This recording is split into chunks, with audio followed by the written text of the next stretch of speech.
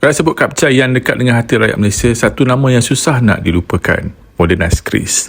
Tapi tahukah korang, Chris bukan sekadar sebuah kapcai yang biasa. Ia merupakan motosikal pertama keluaran Modenas yang lahir ketika Malaysia sedang membina industri motosikal sendiri. Modenas ditubuhkan pada tahun 1965 dengan kilangnya di Gurun Kedah. Kemudian pada 4 Jun 1996, unit pertama Chris 110 berjaya dihasilkan.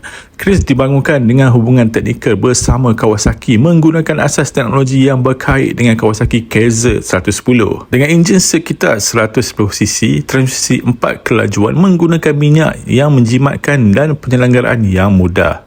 Chris dengan cepat menjadi antara kapcai paling dekat dengan kehidupan rakyat Malaysia, tapi mungkin ramai yang tak sangka Chris pernah pergi jauh lebih daripada yang kita bayangkan pada tahun dulu. Pada 21 Mac 2024, seorang anak muda Malaysia berusia 19 tahun, Muhammad Aidil Nursihi, memulakan perjalanan dari Melaka menuju ke Mekah dengan menggunakan Modenas Chris 110. Bayangkan, Chris yang selama ini kita gunakan pergi kerja, pergi sekolah dan pergi kedai makan dibawa merentasi kira-kira 15,000 km menuju ke Tanah Suci. Perjalanan itu mengambil kira-kira 47 hari melalui beberapa negara termasuk China dan India.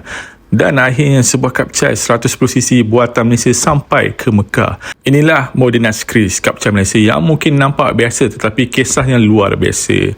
Kalau korang diberi peluang, sanggup tak ride Chris sampai ke Mekah?